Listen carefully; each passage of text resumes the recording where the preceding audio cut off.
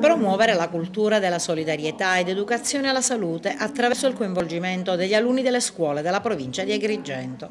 Questo è lo scopo del concorso provinciale titolato Il dono del sangue, promosso dall'ADAS e giunto alla 21ª edizione.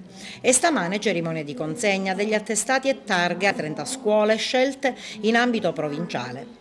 Una manifestazione svolta all'Istituto Niccolò Gallo di Agrigento, densa di momenti musicali a cura di Maria Letizia Fallea ed Alessia Gambino, ed arricchita dall'esibizione del gruppo folk, delle Maggiorette e del gruppo di ginnastica artistica del secondo Circolo Manzoni di Raffadali. La manifestazione promossa dall'ADAS si svolgerà con una consegna di targhe alle scuole partecipanti, ma include anche un premio speciale. Sì, include diversi premi, perché i premi speciali sono 4.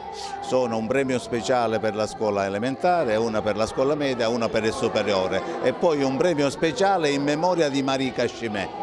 Quest'anno abbiamo dato, per quanto riguarda i premi normali, abbiamo dato un MP3, invece per i premi speciali daremo una macchina fotografica, una Canon.